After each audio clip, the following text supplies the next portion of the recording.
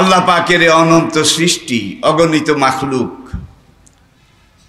এগুলোর মধ্যে পশু পক্ষী, কীট পতঙ্গ, বৃক্ষলতা, তরুলতা, পাহাড় পর্বত, চাঁদ সূরজ, গ্রহ নক্ষত্র, বজ্র বিদ্যুৎ, সব কিছুকে আল্লাহ বলেছেন অসাক্ষারা লাকুম মাহফিল বাররে অল বাহারে, জলে স্থলে গিরি কাননে, সাগর সৈকতে মরু পারাবারে, যেখানে যত কিছু, যত মাখলুক আমি সৃষ্টি করেছি, সব মাখলুককে আমি মানুষের অনুগত গোলাম করে দিয়েছি, মানুষের তাবেদার, ফরমাবরদার, হুকুমের চাকর। এখানেই শেষ নয়, আরো অনেক কথা আছে। ভূমিকাতে সব কথা আমি বলতে পারছি না।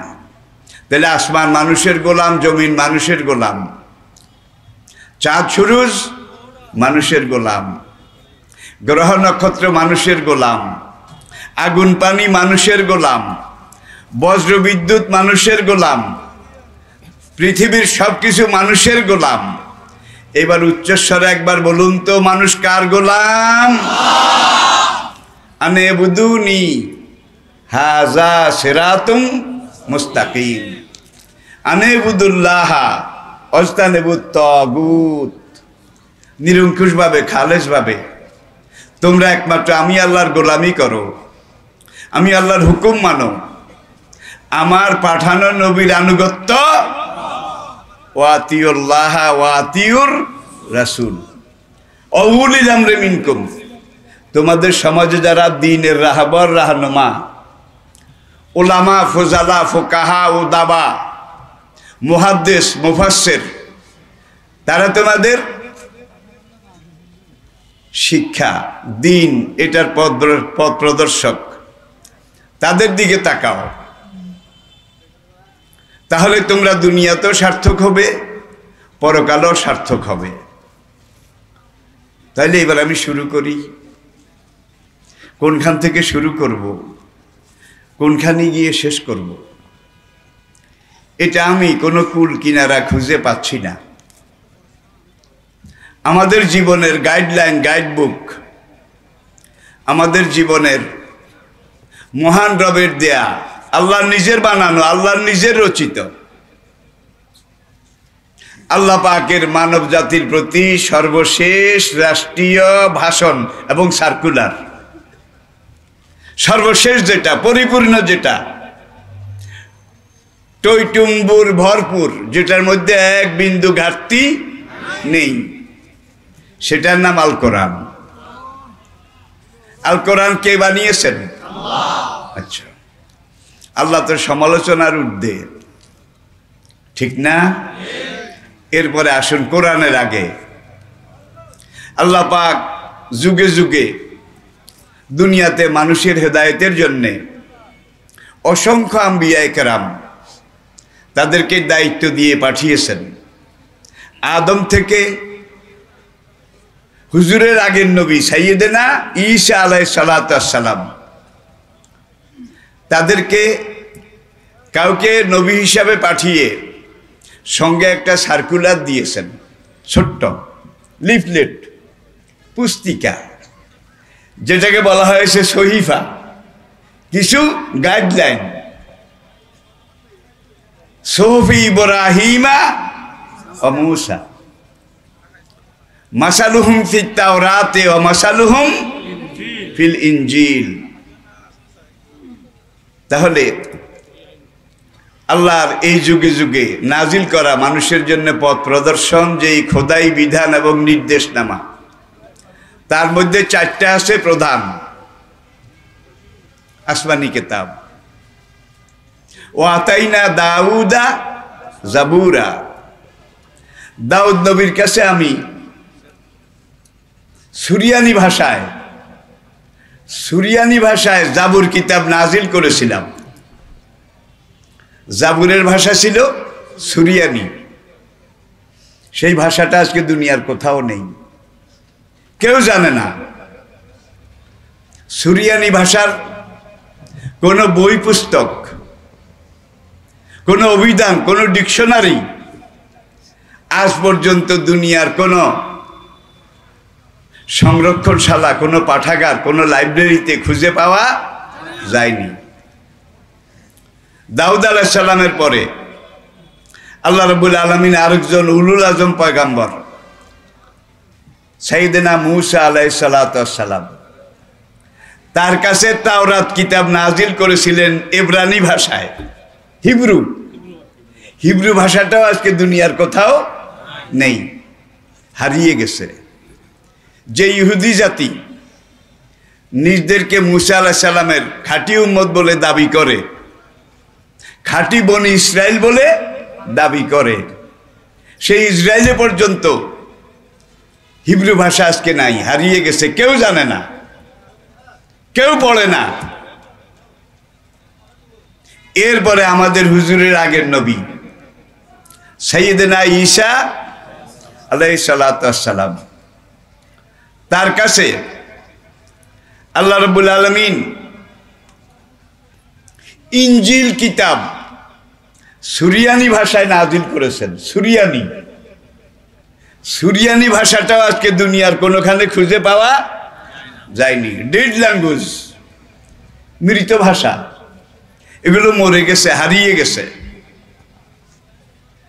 দুনিয়ার কোথাও তাওরাতের অরিজিনাল স্ক্রিপচার, অরিজিনাল তাওরাতের পাণ্ডুলিপি আজ পর্যন্ত খুঁজে পাওয়া যায়নি।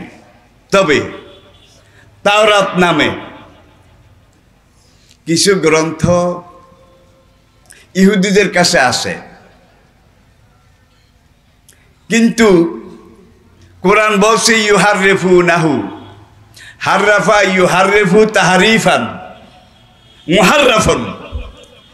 এগুলো নকল, নকলের নকল, তার নকল, তস্য নকল। এগুলোর সাথে মূল কিতাবের আল্লাহ যেটা নাজিল করেছে এটা দূর নিকটের কোনো সম্পর্ক নাই। আল্লাহ নিজে বলছেন এগুলাকে ওরা নষ্ট করে ফেলেছে। ইনজিল ঈসা আলাইহিস সালামের কাছে যেটা সুরিয়ানি ভাষায় নাজিল হয়েছিল, আমি আগেই বলেছি ভাষাটা তো নাই। ইনজিল নামে কিন্তু আজকে বই পাওয়া যায়, কিতাব পাওয়া যায়, দুনিয়ার বহু ভাষায়, বিভিন্ন ভাষায় পাওয়া যায়। কিন্তু এই ইনজিল যেটা আছে এটাকেও সংযোজন বিয়োজন, কিছু কথা ঢুকিয়েছে, কিছু কথা বের করে ফেলেছে, যোগ বিয়োগ এইভাবে করতে প্লাস মাইনাস এগুলা করতে আসল ইনজিল দুনিয়া থেকে হারিয়ে গেছে। বিলাতে একবার 80 দশকের মাঝামাঝি আমার মনে পড়ল, আমি লন্ডনে ব্রিটিশ মিউজিয়াম দেখতে গিয়েছিলাম। সেবার সেখানে আমার গাইড ছিল অক্সফোর্ড ইউনিভার্সিটির ডিগ্রি ক্লাসের একটা খ্রিস্টান মেয়ে, ওর নাম ছিল শিনা, SHINA, শিনা। সে ব্রিটিশ সরকারের পক্ষ থেকে, প্রত্নতত্ত্বের পক্ষ থেকে সরকারি গাইড হিসাবে, অনেক ছাত্র খুব কম। ওই মূল্যকে গেলে দেখবেন যে দুনিয়াটাই ওদের, মহিলাদের। মনে হয় যেন পুরুষের কোনো কাজও নাই, কোনো দায়িত্বও নাই। তা আমার সামনে এসে শিনা তার আইডি কার্ড পেশ করলো, I am your guide, who are you and from where you are? আমি বললাম, I am Lutfur Rahman, I am from Bangladesh. ও জিজ্ঞেস করলো, what is your identification? আমি সংক্ষেপে বললাম, I am a tourist, also I am a religious teacher. এরপরে সে আমাকে বলল, what do you want to see in this museum? British Museum, এটা তো দুনিয়ার সবচেয়ে রিচেস্ট, সমৃদ্ধ, এত কালেকশন দুনিয়ার কোনো জাদুঘরে নাই। কেটে দেখতে তো কয়েকদিন লেগে যাবে, তুমি কতক্ষণ সময় দেবে? আমি বললাম 2 ঘন্টা, এর বেশি আমি সময় দিতে পারবো না। আমাকে আবার বার্মিংহাম যেতে হবে, সেখানে আমার বক্তব্য আছে। তো সে বলে, তাহলে তুমি কোনটা দেখতে চাও, তোমার মনে কোনটা দেখার ইচ্ছা বেশি? দেখুন, সাইকোলজি স্টাডি করে সে আমার। আমি বললাম, my dear Sheena, I used to see the holy old and original scripture of the Moses, Jesus, Daud, so and so. Old and original scripture. আমি এখানে দেখতে চাই প্রাচীন যেসব গ্রন্থ, তার আসল কপি, মূল কপি তোমাদের এখানে থাকলে আমি দেখতে চাই। খ্রিস্টান মেয়ে সিনা হেসে দিল। My dear friend, no no, never never. আমাদের এখানে তাওরাত আছে, জবুর আছে, ইঞ্জিল আছে, বেদ আছে, গীতা আছে, উপনিষদ আছে, রামায়ণ আছে, মহাভারত আছে, সব কিছু আছে। But those are not original, but all are translation and translation. আসলটা তো নাই। আমাদের এখানে তাওরাত, জবুর, ইঞ্জিল সব আছে, কিন্তু যেগুলো আছে বিভিন্ন ভাষায়, এগুলা নকল, নকলের নকল, তার নকল, তস্য নকল। আমি বললাম, মাই ডিয়ার শিনা, তুমি ট্রান্সলেশন অ্যান্ড ট্রান্সলেশন এই ওয়ার্ডটা 3 বার কেন ব্যবহার করেছ? সে হেসে বলল, honourable tourist, I mean those book translated from the translation, not from the original. আমাদের এখানে তাওরাত, জবুর, ইঞ্জিল সব আছে, আসলটা তো নাই, আসলের অনুবাদও নাই। যেগুলো আছে অনুবাদ, অনুবাদের অনুবাদ, তার অনুবাদ, নকল, নকলের নকল, তস্য নকল। সে আমাকে নিয়ে গেল তাওরাত কর্নারে, দেখো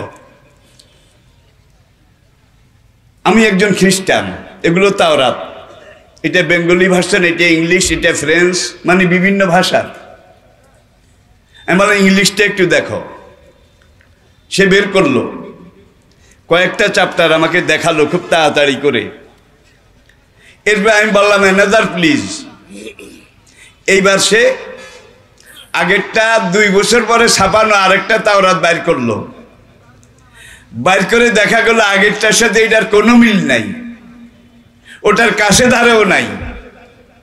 সেটা একরকম, এইটা আরেক রকম। জাবুরের অবস্থাও এই, ইঞ্জিলের অবস্থাও এই। প্রাচীন ভারতবর্ষে সত্যযুগ, ত্রেতা যুগ, দাপর যুগ, আর এখন চলছে কলির যুগ। সেই ত্রিকালে, 3 যুগে, সত্য, ত্রেতা, দাপর, এইসব যুগের ধর্মগ্রন্থ, বেদ, গীতা, উপনিষদ, এগুলো সে আমাকে দেখালো যে Christian religion, Jesus religion and Hinduism দেখিয়ে তারপরে বলল, বেদ, গীতা, উপনিষদ এগুলাও এক একটা এক এক রকম। বেদা বিভিন্ন শ্রীতায় বিভিন্ন ধর্মস্তত্ত্বং নিহিতং গুহায়ং মহাজন হোসেন গতস্য পন্থা। বেদ একটার সাথে আরেকটার মিল নাই, গীতা একটার সাথে আরেকটার মিল নাই, তাওরাত, জবুর, ইঞ্জিল একটার সাথে আরেকটার মিল নাই, একটা আরেকটার বিপরীত। সত্যিকার ধর্ম যদি তোমরা পেতে চাও, জানতে চাও, ধর্মস্তত্ত্বং নিহিতং গুহায়ং, আসল ধর্ম পাহাড়ের গুহা থেকে আসবে। পাহাড়ের গুহা শুনছেন কি? আমি বেদ থেকে বলছি আবার, অ্যানাদার প্লিজ। মদবর্তিতা দেবং দকারান্তে প্রকৃতিতা। বেদের মধ্যে, গীতার মধ্যে, উপনিষদের মধ্যে, তাওরাতের মধ্যে, জবুরের মধ্যে, ইঞ্জিলের মধ্যে একত্ববাদও নাই, রেসালতও নাই, পরকালও নাই, তার কোনো সমাধানও নাই। মদৌ বর্তিত এবং দকারান্তে প্রকৃতিতা। দেখেন উপনিষদ কি বলছে, সনাতন ধর্ম একমাত্র ধর্ম, সত্য ধর্ম, বিশ্ব ধর্ম। পাহাড়ের গুহা থেকে যিনি নিয়ে আসবেন তার নামের প্রথম অক্ষর হবে ম, দকারান্তে শেষ অক্ষর হবে দ, মসজিদ। মসজিদ প্রথম অক্ষর ম, শেষ অক্ষর দ। মানুষ আবার মসজিদকে সামনে ঠেলে দিয়ে স্লোগান শুরু করে নাকি পেয়েছি পেয়েছি। পরের লাইন দেখুন, মহামদ ইতি খ্যাত শিষ্য শাখা সমন্বিতা। প্রথম অক্ষর ম, মোহাম্মদের ম, শেষ অক্ষর আডুবাঙ্গা ধ, এটা মোহাম্মদের নামের শেষ অক্ষর। মরুভূমিতে তিনি জন্মগ্রহণ করবেন, বৃষনাথ ভক্ষয়, তিনি নিজে গরু খাবেন আর তার অনুসারীদেরকেও গরু খাওয়ার পারমিশন দেবেন। বেদ থেকে বলছি। কুন্তাব সূক্তে 120টা শ্লোক আছে, 120টা মোট। তাদের ধর্মানুসারী কেউ যদি মুমূর্ষু অবস্থায় যায়, তারা বৈতরণী করে, 11 জন ব্রাহ্মণ দাওয়াত দেয়, 11 জন। তারা এসে ওই লোকটাকে বের করে মন্দিরের সামনে তুলসী গাছ তলে নিয়ে যায়। সেখানে নিয়ে 7 কলস কুসুম গরম পানি ওই মরা মানুষটার গায়ে ঢালে, আদা মরা, গোসল করে আর কি, পাক করে। এরপরে তাকে একটা দোয়া পড়ায়, বলবো একটা কালেমা পড়ায়। সেই জিনিসটা হচ্ছে 12 মাসে 13 পূজা, 33 কোটি দেবতার মনন ভজন পূজা পার্বণ তোকে বাঁচাতে পারবে না। তুই সেখানে গেলে প্রথমে তোকে ইল্লাল্লাহর প্রশ্ন জিজ্ঞাসা করা হবে, মান রাব্বুকা ওমা দীনুকা। এটা আমার আলোচনার বস্তু নয়। শুরুতে একটু শুধু মুসেজ দা ম্যান অব আল্লাহ, আগেই বলেছি আসল তাওরাত তো নাই, সেই ভাষাও নাই। তাওরাতের মূল ভাষা হিব্রু, নবী ছিলেন মূসা। এত যোগ বিয়োগ, এত যোগ বিয়োগ, এত বিকৃতি, এত পরিবর্তন সংযোজন বিয়োজনের পরেও অনুবাদিত তাওরাত ইংলিশ ভার্সন, তার সূত্রভাগে একটা শ্লোক, একটা আয়াত পাওয়া যায়। Moses the man of Allah said to the son of Israel, I am going. আল্লাহর নবী মুসা আলাইহিস সালাম বনি ইসরাইল সন্তানদেরকে ডেকে বললেন, আমি চলে যাচ্ছি। If I don't go, he will not come. আমি না গেলে তিনি আসবেন না। I will send him unto you. আমি গিয়ে তাকে তোমাদের কাছে পাঠিয়ে দেব। He will known as Muhammad. তার নাম হবে মুহাম্মদ সাল্লাল্লাহু আলাইহি সাল্লাম। তিনি দুনিয়াতে আসলে আমি মুসার ধর্ম থাকবে না, তোমরা তার ধর্ম গ্রহণ করিও। আবার ইনজিলে যান, যিশু the man of Allah said to the son of Israel, I am going. If I don't go, he will not come. He will known as Ahmad. Yati min ba'di ismuhu কয় না কা, আমার পরে তিনি আসবেন, তার নাম হবে আহমদ। তিনি দুনিয়াতে আসলে আমি মুসার ধর্ম থাকবে না। তিনি দুনিয়াতে আসলে ঈসা বলছেন আমি ঈসার ধর্ম থাকবে না। তিনি দুনিয়াতে আসলে বেদ গীতা উপনিষদ বলছে আল্লাহ রাসূল মুহাম্মদ রকম বরস্য অল্লে আল্লাম ইল্লাল্লাতি ইল্লাল্লাহ। কলকি অবতার পাহাড়ের গুহা থেকে আসল ধর্ম নিয়ে যখন আসবেন, তখন বেদ গীতা উপনিষদ তাওরাত জবুর ইনজিল এগুলা সব উইথহেল্ড হয়ে যাবে, বাদ হয়ে যাবে। কোরআন কি বলছে? ইন্নাদ্দীনা ইনদাল্লাহিল ইসলাম। হে মানব জাতি, এর আগে তাওরাত জবুর ইনজিল মুসা এসে ইব্রাহিমের কাছে যত ধর্মগ্রন্থ যত যুগে আমি নাজিল করেছিলাম, বেদ গীতা উপনিষদ যত সনাতন ধর্ম আমার ধর্ম বলে স্বীকৃত এবং পরিচিত হয়, এত দ্বারা এই কোরআনের মারফতে অতীতে সব ধর্ম এগুলাকে উইথের বন্ধ এবং বাতিল ঘোষণা করা গেল। অমাইয়াব তাগে সূরা আল ইমরান দেখুন, অমাইয়াব তাগে গায়র আল ইসলামে দীনান, কোরআন আসার পরে কোরআনকে বাদ দিয়ে কেউ যদি তাওরাত জবুর ইনজিল এগুলোর মধ্যে ধর্ম খোঁজ করতে যায়, লাইয়ুকবালা মিনহু, কি তার কাছ থেকে এটা আমি আল্লাহ গ্রহণ করব না, গ্রহণ করা হবে না। কোরআন যখন আসবে তখন আদম থেকে ঈসা পর্যন্ত সকল যুগের সকল নবীর সকল সার্কুলার সকল আসমানি কিতাব এগুলো ক্যান্সেল হয়ে যাবে। সারা দুনিয়ার মানুষের জন্য ধর্ম হবে একটা, সেটার নাম কি? জোরে বলেন। মুসা আলাইহিস সালাম ছিলেন বনি ইসরাইলের নবী, ঈসা আলাইহিস সালাম ছিলেন বনি ইসরাইলের মধ্যে আরেকটা গোত্র ছিল যারা জর্ডান নদীতে মাছ শিকার করত, শুটকি বানাতো, তাজা মাছ শুকনো মাছ বিক্রি করত, জেলে সম্প্রদায়, তাদের নবী। ওয়াইলা আদিন আখাহুম হুদা, হুদ আলাইহিস সালাম ছিলেন কওমে আদের নবী। ওয়াইলা মাদিয়ানা আখাহুম শুআয়বা, শুআয়ব আলাইহিস সালাম ছিলেন মাদায়েনবাসীর নবী। ওয়াইলা মাদিয়ানা আখাহুম শুআয়বা, শুআয়ব মাদায়েনবাসীর নবী। ওয়াইলা আদিন আখাহুম হুদা, কওমে আদের কাছে আমি তাদের হেদায়েতের জন্য তাদের ভাই হুদকে নবী করে পাঠিয়েছিলাম।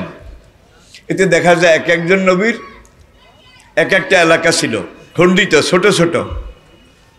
আজকালকের মনে করেন আমাদের একটা উপজেলা অথবা একটা ইউনিয়ন, একটা ছোটখাটো এলাকা নিয়ে সুলাইমান আলাইহিস সালাম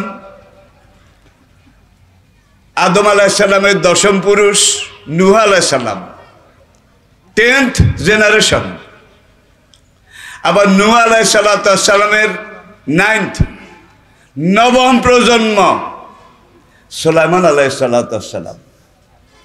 সুলাইমান আলাইহিস সালামের বাবা দাউদ আলাইহিস সালাম, তার ব্যাপারে আল্লাহ বলছেন ওয়া আতাইনা দাউদা জাবুরা। তাহলে হুজুরের আগে যত নবী যত দেশে ছিলেন সবাই ছিলেন আঞ্চলিক নবী। আমি কি বুঝাতে পারছি? আঞ্চলিক নবী, একটা নির্ধারিত ছোট্ট ছোট্ট এলাকার নবী। আর আমাদের নবী মুহাম্মদ রাসূল সাল্লাল্লাহু আলাইহি ওয়াসাল্লাম কোন এলাকার নবী? এলাকা ফাতিন নাসে বাশীরাও ওয়া নাযীরা। সারা দুনিয়ার দেশ কাল বর্ণ ভাষা নির্বিশেষে দুনিয়াতে যত মানুষ আছে কিয়ামত পর্যন্ত যত মানুষ আসবে, আমাদের নবী মুহাম্মদ সাল্লাল্লাহু আলাইহি সাল্লামকে আল্লাহ কিয়ামত পর্যন্ত সারা দুনিয়ার মানুষের নবী হিসাবে পাঠিয়েছেন।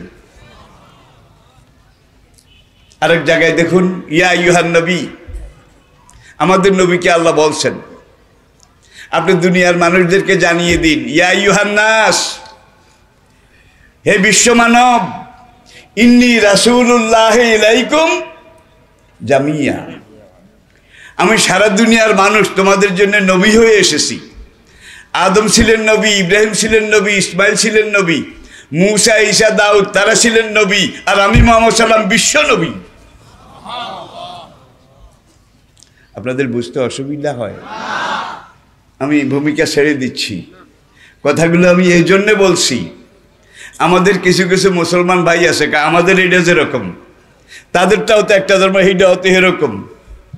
হ্যাঁ, আর সবাই বলে সব ধর্ম সবার জন্যে, এরকম আরো অনেক প্রবাদও আছে। আমি এই মুহূর্তে বলছি না, সেগুলো দরকারও মনে করি না, কিন্তু যিনি যুগে যুগে এইসব কিতাব নাজিল করেছেন, পাকিস্তান হওয়ার পরে 1905 সালের ভারত শাসন আইন, পাকিস্তান হওয়ার পরে পাকিস্তান এলাকায় বোধহয় ভারত শাসন আইন এটা চালু হয়েছে, চালু আছে, চালু সম্ভব, মানা সম্ভব। মানচিত্র পরিবর্তন হয়েছে, সংবিধানের দফা এটা এই এলাকার জন্যে।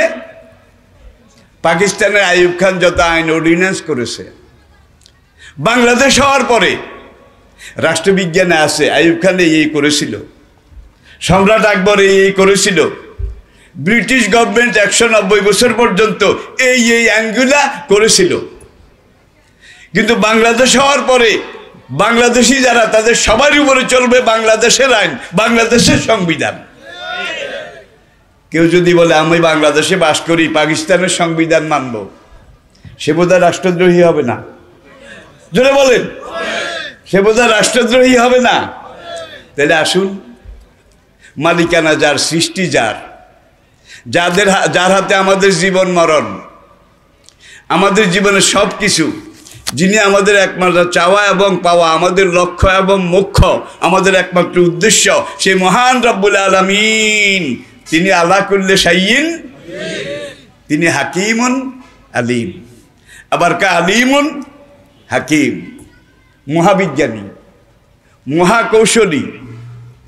আবার দেখেন তাওরাতে কয়েকটা শ্লোক আছে, ধর্মের কিছু কথা টথা, 12 কমান্ডমেন্ট, 12 কমান্ডমেন্ট, 12টা আইন। জাবুরে আছে তার চাইতে কম, ইঞ্জিলে আছে তার চাইতেও কম। আর কোরআনে কয়টা আইন আছে বলা লাগবে। কোরআন শুরু, প্রথম আয়াত বিসমিল্লাহির রহমানির রহিম, নাকি? কোরআনের প্রথম আয়াত কি? শেষ আয়াত কি? মিনাল জিন্নাতে। এখন প্রথম আয়াতের প্রথম অক্ষর বাইর করেন কি? বা। শেষ আয়াতের শেষ অক্ষর বাইর করেন কি? তাহলে কোরআনের প্রথম অক্ষর শেষ অক্ষর দুইটা মিলান। বাস অর্থ কি? এনাফ, কাফি, অনেক সেরেছে, যথেষ্ট হয়েছে, আর দরকার নাই। এই বা এবং সিনের মাঝখানে তিবিয়ান আর লেকুল্লে শাই, মানুষের জীবনের কথা আছে, জন্মের কথা আছে, সৃষ্টির কথা আছে, সৃষ্টি নৈপুণ্যের কথা আছে, খাওয়ার কথা বোধহয় নাই, শোয়ার কথা, ঘুমের কথা তো নাই। অজালনা নাওমাকুম সুবাতা। আবার রুটি খাইলে পানি খাওয়া লাগে না? লাগে না? কুলু অশরাবু। আবার রুটি কদ্দুর খাবেন, ভাত কতগুলা খাবেন, নবী আবার শিক্ষা দিচ্ছেন। তোমার পেটে ক্ষুধা যতটুকুন আছে, ক্ষুধার অর্ধেক খাদ্য দিয়ে পূরণ করো, মাত্র অর্ধেক, আর বাকি আছে অর্ধেক। এই অর্ধেকের 4 আনা পানি দিয়ে পূরণ করো, আর পেটের 4 আনা খালি রাখো ইবাদতের জন্যে, কাজকর্মের জন্যে, তোমার শরীরের ফিটনেসের জন্যে। বাঙাল তো জন্মের খাওয়া খায়।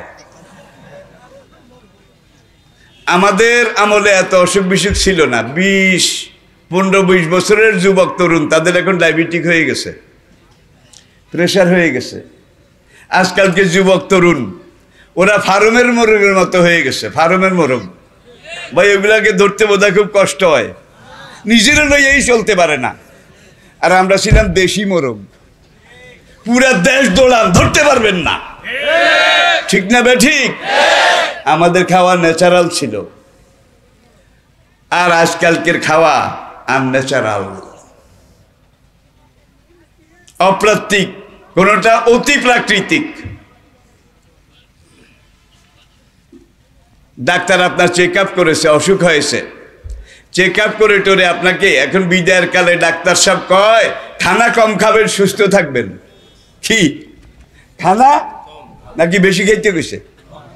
2 জনের রসগোল্লা খাওয়ার প্রতিযোগিতা করেছে, যে ভাই যে 100 রসগোল্লা খাইতে পারবে রয়্যাল সাইজের, রয়্যাল সাইজ, তাকে আমি 1000 টাকা দেব। লোকটা ছিল খুব লোভী, সে বলে আন 100 রসগোল্লা আন। খাইতে খাইতে 80টা খাইছে, 80টা। এখন আর খেতে পারে না, সোজা হয়ে বসতেও পারে না, শুয়ে পড়েছে। রসগোল্লা কিন্তু 20টা বাকি রয়েছে, তা নইলে 1000 টাকা পাওয়া যাবে না। এখন যে রসগোল্লা দেয় সে আর কি করবি, আমি হা করি, তুই একটা একটা করে দে। 90টা পর্যন্ত গেছে, এইবার আর নিঃশ্বাস ফেলতে পারে না, জায়গায় শুয়ে গেছে, হাল বেহাল, মুখ বন্ধ করতে পারে না, পিঁপড়ায় টেনে টেনে বের করে রসগোল্লা নেয় তার মুখের ভিতর থেকে, খবর নাই। বাজি যে ধরেছে সে বলে আর তো ভিতরে জায়গা নাই, এখন কি করবি, একটু আঙ্গুল দিয়ে চেপে আরেকটা দে, আরেকটা দে। কথার কথা, মানুষ বাঁচতে হলে খাদ্য লাগে, কিন্তু কোন জিনিসই অতিরিক্ত ভালো নয়। এটা বিজ্ঞান, এটা স্বাস্থ্য বিজ্ঞান, সবকিছুর মধ্যম পন্থা, ঠিক কিনা? এরপরে আসেন খাওয়ার কথা, পানি খাওয়ার কথা, কি খাবেন কোনটা খাবেন না। কুলু মিন তাইয়্যিবাতে, যেটা হালাল পবিত্র সেটা খাও। যেটার মধ্যে ঘুষ আছে, সুদ আছে, রেশওয়াত আছে, চাঁদাবাজি আছে, হ্যাঁ, এবং এইভাবে জোর করে যেটা তুমি হারাম পন্থা কামাই করেছো এটা খাওয়া তোমার জন্য হারাম। যেই শরীরের মধ্যে সুদের 1 বিন্দু রক্ত আছে সেই দেহের জন্য আল্লাহ জান্নাত হারাম করে দিয়েছেন। সুদ তো এখন ঘরে ঘরে হয়ে গেছে, পাইকারি হয়ে গেছে, ঠিক না ভাই? ঠিক। যাব না আমি সেই দিকে। কোরআনে বোধহয় বিয়ার কথা নাই, আছে? ফানকিহু মা তাবা লাকুম মিনান নিসাই মাসনা ওয়া সুলাসা ওয়া রুবা। মানুষের জীবনে 3টা চাহিদা, প্রথমটা খাদ্য, তারপরেরটা ঘুম, এবং তারপরেরটা হলো কিছু সময় বিশ্রাম। এই 3টা মানুষেরও দরকার, হায়ান জানোয়ারেরও দরকার, পশু পক্ষীরও দরকার। কিন্তু মানুষের জন্য আল্লাহ রাব্বুল আলামিন কোরআন নাজিল করে এমন এক ব্যবস্থাপনা ওকে করে দিয়েছেন। শুধু এখানে নয়, কোরআনে বোধহয় ব্যবসার কথা নাই, জোরে বলেন। কুল মা ইনদাল্লাহি খায়রুম মিনাল লাহবি ওয়া মিনাত তিজারা আল্লাহু খায়রুর রাজিকিন। কোরআনের কত জায়গায় ব্যবসার কথা আল্লাহ কত সুন্দরভাবে উল্লেখ করেছেন, আর হাদিসের মধ্যে নবী এগুলার ব্যাখ্যা ক খ গ বিস্তৃতি সরা তাসরি এগুলো নবীজি আমাদেরকে দিয়েছেন। এখানে আরেকটা কথা বোঝা দরকার, কোরআন আমাদের জীবনের মূল কারিকুলাম, মূল সিলেবাস, মূল গাইডবুক। কোরআনে যা বলা আছে আমাদের নবীর জীবনে তা করা আছে। বেশি বলছি বোধহয়। আজকে দুনিয়ার দিকে তাকান, ইটালি থেকে ইউরোপের শেষ মাথা পর্যন্ত, লাতিন আমেরিকার একেবারে আটলান্টিকের অপর পার পর্যন্ত গির্জাগুলোতে কি কাজ হচ্ছে আমি খুলে বলার বোধহয় দরকার নেই। ধর্মীয় আচরণ অনুষ্ঠানের নামে সেখানে কি হচ্ছে, কিন্তু নবী আমাদেরকে বলেছেন তুমি যৌবনে পৌঁছেছো, তোমার আরেকটা চাহিদা গ্রো করেছে, আরেকটা চাহিদা সেক্সুয়াল পাওয়ার। এটাকে তুমি আপথে, কুপথে, অবৈধ পথে ব্যবহার করতে পারবে না। পারমিশন আছে বোধহয়? সম্পূর্ণরূপে হারাম। ওলা তাকরাবুজ জিনা, খবরদার ব্যভিচার করো না। ইন্নাহু কানা ফাহিশাতাও ওয়া সাআ সাবিলা। নবী বলছেন এই জিনার ব্যাখ্যা দিতে গিয়ে, কালা রাসূলুল্লাহ সাল্লাল্লাহু আলাইহি ওয়াসাল্লামা মান কাফালা লি হাযিহি ওয়া হাযিহি কাফালতু লাহুল জান্নাহ। আল্লাহর যেই বান্দা, আমি নবীর যেই উম্মত, আমাকে এই একটা অঙ্গ আর এই একটা অঙ্গ, একবার উপরের দিকে দেখিয়েছেন আবার নিচের দিকে, এই 2টা অঙ্গের নিশ্চয়তা দেবে, খেয়ানত করবে না। এই 2টা অঙ্গ অবৈধ নাজায়েজ পন্থায় ব্যবহার করবে না। কাফালতু লাহুল জান্নাহ, আমি নবী কাল হাসরের মাঠে তার বেহেশতের জামিন হয়ে গেলাম। কাফালতু মাজি মাজি, জামিন হয়ে যাব বলে নাই, কি বলছে? জামিন হয়ে গেলাম। এই হাদিসটি আরেক সনদে বলবো। কালা রাসূলুল্লাহ সাল্লাল্লাহু আলাইহি ওয়াসাল্লামা মান কাফালা লি মা বাইনা রিজলাইহি ওয়া মা বাইনা শাফাতাইহি কাফালতু লাহুল জান্নাহ। আল্লাহর যেই বান্দা, আমি নবীর যেই উম্মত, তার দুই ঠোঁটের মাঝখানের একটা অঙ্গ, কোনটা? জিহ্বা। দুই পায়ের মাঝখানের একটা অঙ্গ লজ্জাস্থান, এই দুইটার নিশ্চয়তা দেবে কানা মাইয়া ফিল জান্নাহ, সে আমার সাথে একই জান্নাতে যাবে। দুনিয়ার কোন ধর্মনেতা এই ধরনের কথা বলতে পেরেছে? শুধু এখানেই নয়, দাম্পত্য জীবন, আপনার বউ আপনি কিভাবে চালাবেন, কিভাবে ব্যবহার করবেন, আচরণ করবেন, কোরআনের বহু সূরা বহু আয়াতে আল্লাহ রাব্বুল আলামিন এগুলো বোধহয় বলে দেন নাই। স্ত্রীর সাথে কিভাবে আচরণ করবেন বলে দেন নাই বোধহয়। সন্তান জন্ম নিয়েছে, কিভাবে সন্তান লালন করবেন, পালন করবেন, কোরআন বোধহয় বলে দেয় নাই। আর এই কোরআন হলো, আগেই বলেছি, মূল সিলেবাস। আর নবীর হাদিস, এটা হলো কোরআন রূপী জীবন দর্শন, কোরআন রূপী ফিলোসফি, কোরআন রূপী মুসলিম জীবনের সিলেবাসের হাদিস ব্যাখ্যা, তাশরিহ, টেস্ট পেপার, মেইড ইজি। কোরআনের ব্যাখ্যা হইল হাদিস, না অন্য কিছু? হাদিসে কোরআনের ব্যাখ্যা ছাড়া আর কিছু আছে? আচ্ছা, এখানে আরেকটা জিনিস লাগান।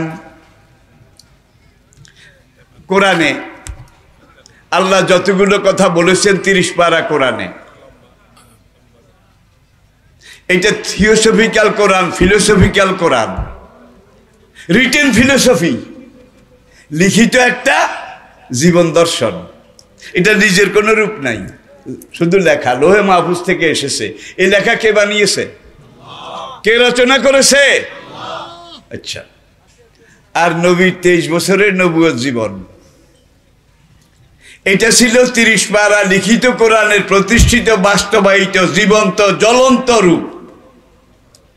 আবার বলছি, আই রিপিট, কোরআনে যা বলা আছে নবীজির জীবনে তা করা আছে। এবার বুঝছেন তো? নবীজি বিদায় নিয়ে চলে গেছেন। এক সাহাবী তানিম, মক্কা থেকে, মক্কারও দূরে তানিম থেকে মদিনায় এসেছে। এসে উম্মত জননী আয়েশা রাদিয়াল্লাহু তাআলা আনহার কাছে তার হুজরা মোবারকের সামনে দাঁড়িয়ে কান্না করে, কান্দে। আম্মাজান পর্দার আড়াল থেকে জিজ্ঞেস করলেন, মা খাতাবুকা ইয়া বুনাইয়া, বাবা তুমি আমার ঘরের সামনে এইভাবে কাঁদছো কেন? সাহাবী আরজ করলেন, আম্মা, উম্মতের জননী, জাতির মা হিসেবে আমি আপনার কাছে ছুটে এসেছি। নবী তো মদিনার জমিনে দাফন হয়ে গেছেন। এতদিন নবী আমাদের সামনে ছিলেন, সুপার মডেল হিসাবে আমরা নবীকে দেখে দেখে ওয়াতিউল্লাহ ওয়াতিউর রাসূলা, নবী যেভাবে হাঁটতে বলেছেন সেইভাবে হেঁটেছি, যেভাবে বসতে বলেছেন সেইভাবে বসেছি, যেভাবে রুকু সেজদা যা বলেছেন যেভাবে সব কিছু করেছি। এখন তো সেই মডেল হারিয়ে গেছে, নবী চলে গেছেন। স্বামীর ব্যক্তি চরিত্র, নিজের স্ত্রী যেভাবে তলিয়ে খতিয়ে খুঁটিয়ে খুঁটিয়ে গভীরভাবে পর্যবেক্ষণ নিরীক্ষণ করে যাচাই বাছাই করে নিজের বউ স্বামীর চরিত্র স্বভাব যেইভাবে জানে, দুনিয়ার অন্য কোনো মানুষ সেইভাবে, ঠিক কিনা বলেন? সাহাবী বলেন, আমি এই জন্য আপনার কাছে এসেছি। আম্মা, মাগো, আপনি এক কথা আমাকে বলে দেন, আল্লাহর নবীর সিরত চরিত্র কি ছিল? আম্মাজান পর্দার আড়াল থেকেই সাহাবীকে পাল্টা জিজ্ঞেস করলেন, ইয়া বুনাইয়া মা কারাতাল কোরআন, আল্লাহর দেয়া আমার স্বামীর আনা 30 পারা কোরআন কি তুমি তেলাওয়াত করনি? কালা বালা। সাহাবী বলেন, জি আম্মা, আমি তেলাওয়াত করেছি, আমার তো মুখস্থ আছে। আম্মাজান পর্দার আড়াল থেকেই বলে দিলেন, কানা খুলুকুহুল কোরআন, 30 পারা কোরআনে যা লেখা আছে আমার স্বামীর চরিত্রে তা করা আছে। এই জন্য আমি বলেছি, এই কোরআন হলো ফিলোসফিক্যাল কোরআন, আর নবীর সিরত হলো প্র্যাকটিক্যাল কোরআন, বাস্তব কোরআন, হাতে কলমে পুরা কোরআনকে নবী জীবনে বাস্তবায়ন করে উম্মতকে বলেছেন সল্লু কামা রাআইতুমুনি উসাল্লি, এই কাজ এইভাবে করে, এই কাজ এইভাবে করে, তোমরা ঠিক এইভাবে করো। অনেক কথা, আমি এই কথাটা আবার আপনাদেরকে স্মরণ করাই দিই, তারপরে একটু সামনে এগিয়ে যাই। সেই কথাটা হলো, এই কোরআনে কি আছে বলেন? আমাকে পাল্টা প্রশ্ন করেন, কোরআনে কি না আছে? কোনটা নাই সেটা বের করেন। তিবিয়ানান লিকুল্লি শাই মা ফাররাতনা ফিল কিতাবে মিন শাই। এই কোরআন এমন এক কোরআন, কোরআন নাজিলের পর থেকে কিয়ামত পর্যন্ত মানুষের জন্য যা দরকার, যত কিছু দরকার, যেখানে যেভাবে দরকার, সব কিছু পুঙ্খানুপুঙ্খ রূপে আমি আল্লাহ কোরআনে দিয়ে দিয়েছি। নবী এটার ব্যাখ্যা জীবনে বাস্তবায়িত করেছেন। আরেক সাহাবী, উম্মতের আরেক প্রৌঢ়া বৃদ্ধা মা হযরত উম্মে সালমা রাদিয়াল্লাহু তাআলা আনহা, তার কাছে গিয়ে বললেন, মা, নবীর সিরত, ব্যক্তি চরিত্র কেমন ছিল? উম্মে সালমা রাদিয়াল্লাহু তাআলা আনহা জবাব দিয়েছিলেন, বাবা, কোনখান থেকে শুরু করব, কোনখানে গিয়ে শেষ করব? এক কথায় তোমাকে বলি, আমার স্বামী, তোমার নবী যখন জমিনের উপর দিয়ে হেঁটে যেতেন, কান্নাল কোরআনা ইয়ামশি ফিল আরদ, মনে হতো জ্বলন্ত জীবন্ত বাস্তব কোরআন জমিনের উপর দিয়ে হেঁটে যাচ্ছে। তাহলে নবী ছিলেন প্র্যাকটিক্যাল কোরআন, নবী ছিলেন বাস্তব কোরআন। আর এই কোরআনকে ভিত্তি করে কোরআন শিখে জাহিলিয়ত যুগের আরব, যেখানে আরবের জঞ্জাল, কলঙ্ক, কঙ্কাল, পাপ, পঙ্কিলতা, অন্ধকার সবচেয়ে বেশি ছিল, ইউরোপের চাইতে আমেরিকা থেকে প্রাচীন গ্রিক সভ্যতা, রোমান সভ্যতা, আর্য সভ্যতা, ব্যাবিলনীয় সভ্যতা, আসিরীয় সভ্যতা, ইউরোপীয় সভ্যতা, প্রাচীন ভারতের আর্য থেকে শুরু করে, দ্রাবিড় আর্য থেকে শুরু করে শেষ পর্যন্ত যতগুলো ছিল, আরবের অবস্থা তার সবার চেয়ে খারাপ ছিল। সবচেয়ে খারাপ জায়গাটা, সেটাকে আল্লাহ চয়েস করলেন। চয়েস করে সেখানে আল্লাহ নবী পাঠালেন। নবী কেন আরব থেকে আসলেন? সৌদি আরবটা, বিশেষ করে কাবাগরটা, nerve centre of the world. বাইতুল মামুর যেখানে 27 মানের উপরে, বাইতুল মামুরের উপর আল্লাহর আরশ, আরশের ছায়া বাইতুল মামুরে পড়েছে। বাইতুল মামুরের ছায়া জমিনে যেখানে পড়েছে, সেখানে কাবাঘর জিবরাইলকে পাঠিয়ে আদম আলাইহিস সালামকে দিয়ে আল্লাহ বানাইছে। ইন্না আউয়ালা বাইতিন উদিআ লিন-নাস লাল্লাযী বিবাক্কাতা মুবারাকা হুদাল লিল আলামিন ফিহা আয়াতুম বায়্যিনাত ওয়া মাকামু ইব্রাহিম ওয়া মান দাখালাহু কানা আমিনা ওয়ালিল্লাহি আলান নাসে হজ্জুল বাইতে মান ইসতাতা ইলাইহি সাবিলা। থাকেই দিকে নবী ব্যবসায়ী ছিলেন নাকি? নিজের পুঁজি ছিল না, পুঁজি ছিল আরবের সবচাইতে সচ্চরিত্রা, সবচাইতে নেককার যেই মহিলা, মহিয়সী যেই মহিলা, উম্মত জননী খাদিজা, তার অনেক টাকা ছিল। আলামিনের টাকা ছিল না, পুঁজিয়া ছিল না। খাদিজা বিভিন্ন লোকের দিয়ে সিরিয়া পাঠাইছে, মিশর পাঠাইছে, নিজে পুঁজি দিয়ে ব্যবসা করার জন্যে। খুব একটা সুবিধা হয় নাই। খাদিজা শুনছে আবু তালেবের ভাইয়ের বেটা একটা আছে, নাম মোহাম্মদ, সে মক্কার মধ্যে সবচেয়ে বড় আমানতদার, সাদেকুল ওয়াদিল আমিন, সবচেয়ে বড় ন্যায়বান। খাদিজা তার বান্ধবী নাফিসাকে দিয়ে, নাফিসা নবীকে খবর দিলেন যে ম্যাডাম খাদিজা আপনার সাথে কিছু কথা বলতে চান।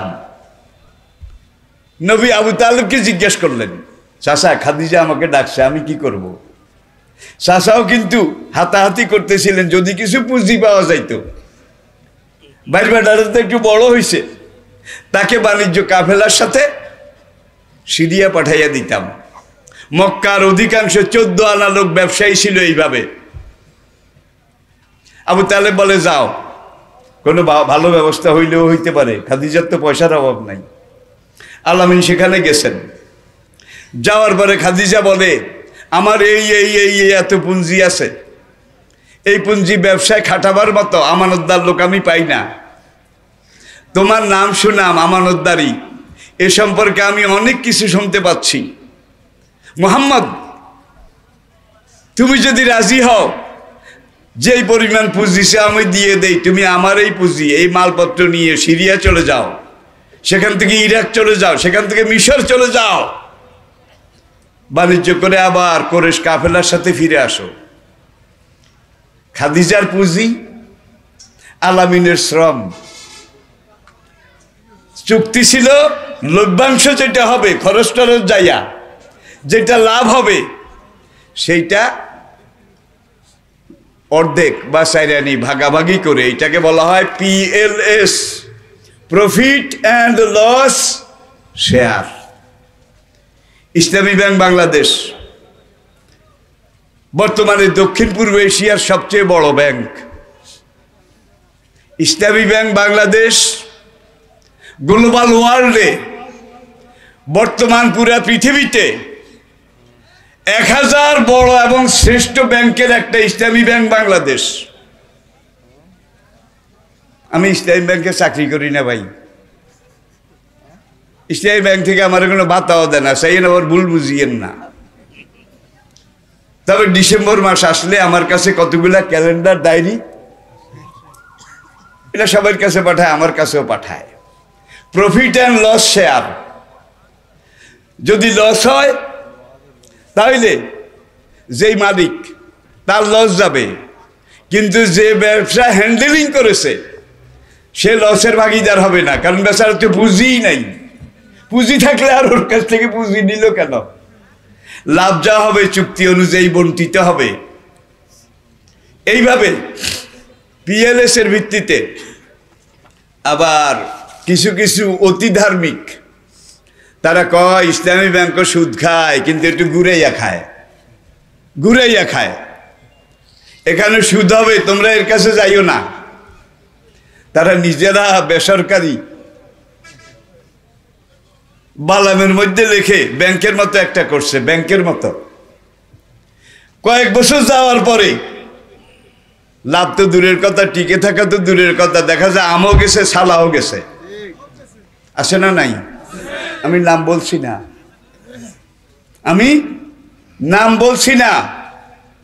ব্যাংকের তো একটা সরকারি সিকিউরিটি আছে, বাংলাদেশ ব্যাংকের একটা সিকিউরিটি আছে। এইটাকে বাদ দিয়ে তোমরা আমরা করে খাঁটি ব্যাংক করেছি, নাম এইটা দাও, তোমরা টাকা দাও, দাও হাজার হাজার কোটি টাকা।